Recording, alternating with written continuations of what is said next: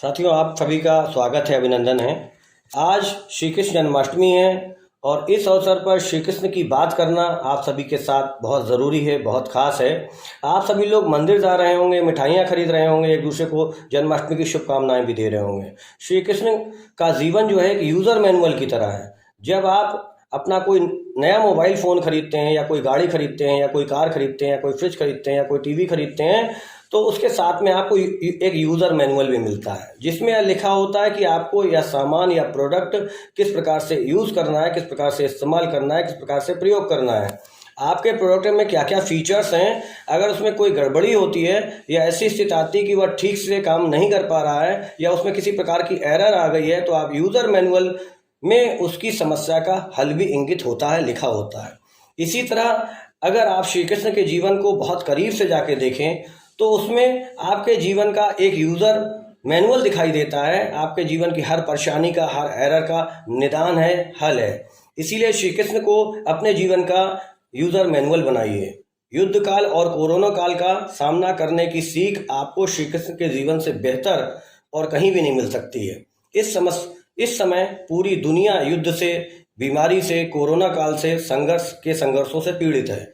इन दिनों पूरी दुनिया में ने बहुत कुछ खोया है। इस समय पूरी दुनिया युद्ध और कोरोना से पीड़ित होने के साथ साथ सभी लोगों को यह लगने लगा है कि जीवन उनके साथ धोखा कर रहा है, उनके साथ अन्याय कर रहा है।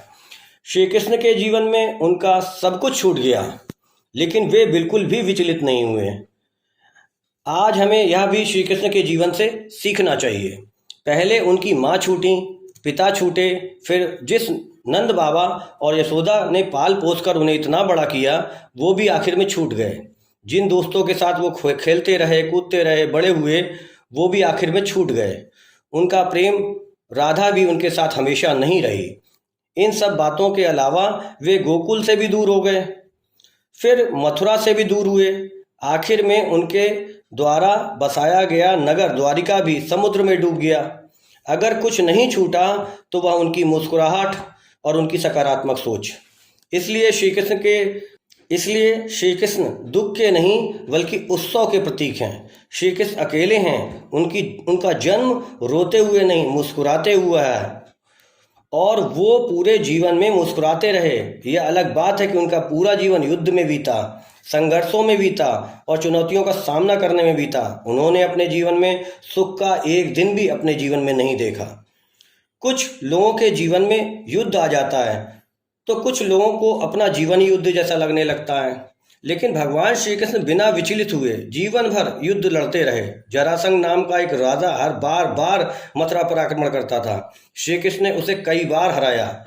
कृष्ण जी को यह लगा कि यह ऊर्जा और समय की बर्बादी है, इसलिए उन्होंने मथुरा ही छोड़ दिया और गुजरात जाकर एक नया नगर बसाया जिसका नाम द्वारिका था, जो युद्ध भूमि उस समय उनकी सकारात्मक ऊर्जा का नाश कर रही थी। इसलिए उन्हें रणछोड़ भी कहा जाता है। इसीलिए संघर्ष से कभी पीछे नहीं हटना चाहिए, लेकिन कोई संघर्ष आपको कोई निष्कर्ष तक ना ले जाए जिससे आपकी ऊर्जा का नुकसान हो रहा हो, तो उसे छोड़ देना ही बेहतर है, उसी में ही भलाई है। हिंदू कैलेंडर में महीने के 8वें दिन को अष्टमी कहते हैं। इसलिए आज आप भगवान श्री कृष्ण के जीवन से जो आप बीते हुए जो 8 दिन होते हैं, उनसे आप 8 सकारात्मक बातों को सीख सकते हैं। उस पर चर्चा करते हैं, आपके जीवन पर या पूरी तरह से फिट बैठेंगी। पहली बात, आप अपने कर्म को महत्व दें, लेकिन फल की चिंता ना करें। मतलब यह है कि लक्ष्य तक पहुंचने की जो यात्रा होती है, उस यात्रा का आनंद लें, लक्ष्य को हासिल करने के बारे में हमेशा ना सोचते रहें। दूसरी बात, जीवन में जो भी घटित होता है उसका कोई ना कोई कारण अवश्य होता है। जो होता है अच्छे के लिए होता है। हर बात पर उदास होने की ज़रूरत नहीं होती। हर घटना को स्वीकार करना सीखिए। गलतियों को भूलकर भविष्य में उन गलतियों को सुधार करिए।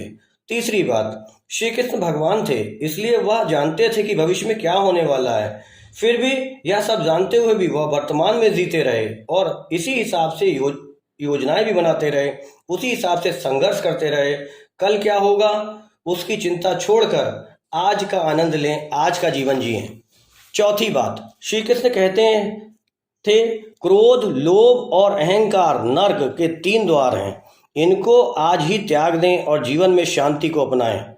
पांचवी बात, श्री कृष्ण ने जीवन भर त्याग किया और त्याग के बिना कुछ भी हासिल नहीं हो सकता।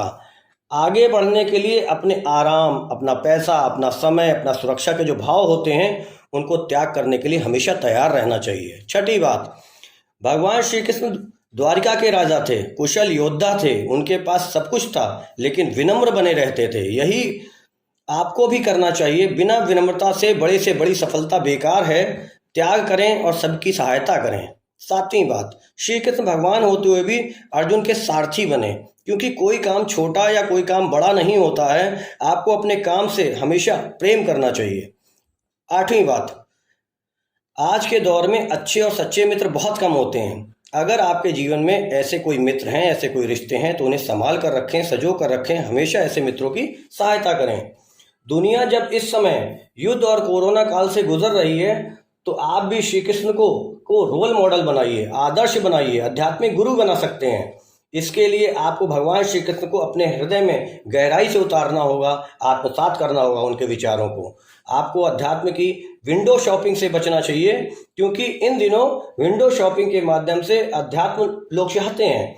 आजकल लोगों का जीवन जो है परेशानी का हल मिनटों में चाहिए, इसलिए वो अध्यात्म की जो विंडो शॉपिंग करते हैं, उन्हें लगता है कि किसी भी मोबाइल से हम कोई ऐप डाउनलोड करके अध्यात्म को पा लेंगे, ऐसी शक्ति हमें मिल जाएगी कि ऑनलाइन ही उनकी समस्याओं का निपटारा हो जाएगा।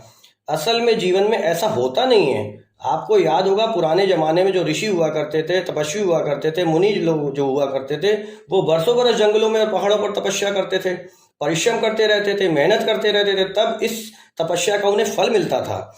आजकल लोगों को तपस्या का साधना नहीं करनी है, बल्कि तुरंत जो है वह हल चाहिए। मतलब समय भी खर्च ना हो और फल भी, रिजल्ट भी 100% प्राप्त हो। जीवन में जो पीड़ा अनुभव होती है, जो दर्द महसूस होता है, उसे आप अपने जीवन का एरर समझिए। लेकिन श्री कृष्ण को यूजर मैनुअल कहता है कि जब तक आप इस पीड़ा के दौर से नहीं गुजरेंगे, तब तक आप अपने आप को अपग्रेड नहीं कर पाएंगे। अगर आपको जीवन में आगे बढ़ते रहना है, बेहतर वर्जन का निर्माण करना है, तो दुख और पीड़ा से भागिए मत, बल्कि उसका सामना करिए। यहाँ तक कि जो भारत के विदेशी नीति है, वह नीति भी श्री कृष्ण के जीवन से प्रभावित है, उनके विचारों से प्रभावित है। इस बात का जिक्र भारत के विदेश मंत्री एस जयशंकर ने अपनी किताब the India way strategy for an certain in world में कहा भी है। उदाहरण के लिए पांडवों की संख्या जो थी वह बहुत कम थी और उनकी सेना भी बहुत कमजोर थी। श्री कृष्ण के निर्देश पर पांडवों ने अपने आदर्शों को नहीं बदला, आदर्शों का साथ दिया, ब्रांडिंग पर बहुत काम किया। हालांकि युद्ध के नियमों को पांडवों ने भी उतना ही तोड़ा जितना कौरवों ने तोड़ा था। मतलब फाउल दोनों तरफ से हुए, मतलब छल कपट दोनों तरफ से हुआ। युद्ध के नियमों को दोनों तरफ से तोड़ा गया, गलत तरीकों का भी इस्तेमाल किया गया, छल का इस्तेमाल हुआ, कपट का इस्तेमाल हुआ। महाभारत के युद्ध में अश्वत्थामा नामक हाथी को मार दिया गया। फिर यह फैलाया गया, यह अफवाह फैलाई गई कि द्रोणाचार्य का पुत्र अश्वत्थामा मारा गया। द्रोणाचार्य और दुर्योधन ने उस समय मिलकर पांडवों पर बहुत ज्यादा भारी पड़ रहे थे। युधिष्ठिर झूठ नहीं बोलते थे। जब द्रोणाचार्य ने युधिष्ठिर से पूछा, तो युधिष्ठिर ने यह कह दिया कि अश्वत्थामा हाथी मारा गया। मतलब युधिष्ठिर ने जब हाथी शब्द कहा, उस समय परंतु हाथी शब्द कहा, और उसी समय जोर से शंख बजा दिया गया, जिससे द्रोणाचार्य जो थे वह बात की बात परंतु हाथी शब्द नहीं सुन पाए और उन्होंने समझा कि उनका पुत्र मारा गया और उन्होंने शस्त्रों का त्याग कर दिया। इसी तरह कौरवों ने भी अभिमन्यु को छल से मारा, पांडवों ने लक्षागृह में भी छल से आग लगाई। दोनों तरफ से छल कपट हुआ, लेकिन पांडवों ने अपनी सकारात्मक सोच, ब्रांडिंग के दम पर ही अपनी छवि को बचा कर रखा। श्री कृष्ण का ही कमाल है।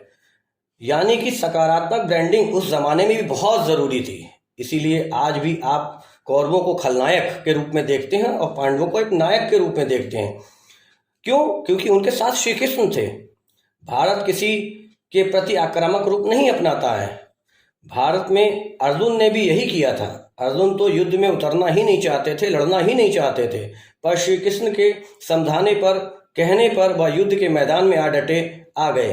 भारत भी ऐसा ही करता है। जब भारत की अखंडता पर कोई हमला करता है तो भारत भी पीछे नहीं हटता है। श्री कृष्ण बार बार अपने शत्रुओं को माफ कर देते थे, इसलिए शिशुपाल को भी उन्होंने बार बार माफी किया।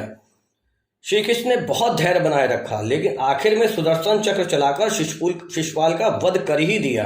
भारत भी अपने पड़ोसी देशों को बार बार माफ करता है, लेकिन भारत ने अपने अभी सुदर्शन चक्र नहीं चलाया है, यानी कि अंतिम हथियार का प्रयोग आज तक नहीं किया गया है, क्योंकि श्री कृष्ण अगला नहीं अंतिम युद्ध लड़ने में विश्वास रखते थे और वह आखिरी युद्ध ही निर्णायक हुआ करता था।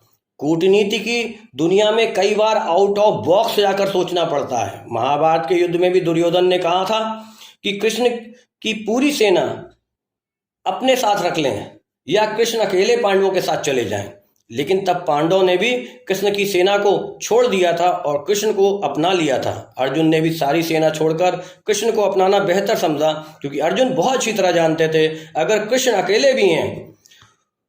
अकेले भी साथ देंगे तो युद्ध का परिणाम बदल जाएगा। लेकिन दुर्योधन इसे समझ नहीं पाया। इसलिए जीवन में आप ऐसा ही सोचने की आदत डालें। भीड़ जिस फैसले के साथ हो जरूरी नहीं कि वह फैसला ठीक ही हो। अगर आपके जीवन में श्री कृष्ण जैसा एक भी सारथी है या मिल गया है तो आप बड़े से बड़ा युद्ध जीत सकते हैं, बड़े से बड़ी मुसीबत को टाल सकते हैं, बड़े से बड़े संकट को टाल सकते हैं और अपने जीवन को में विजयी हो सकते हैं, जीत सकते हैं, समस्याओं से निपट सकते हैं। समस्याओं कितनी भी गंभीर हो, कितनी भी विकराल रूप धारण करा हो, आप उससे पार पा ही जाएंगे। इन सब चीज़ों का सार यह है कि जो पीड़ा है वह एक एरर के समान है, उसका सामना करें, भागे नहीं। श्री कृष्ण कहते हैं कि जब आप पीड़ा का सामना करते हैं तो पीड़ा से तब कर ही व्यक्ति बाहर आता है, और जब तक पीड़ा का सामना नहीं करेंगे तब तक आपका उद्धार नहीं होगा। श्री कृष्ण को अपने जीवन में एक यूजर मैनुअल की तरह के नीतियों को अपनाएं।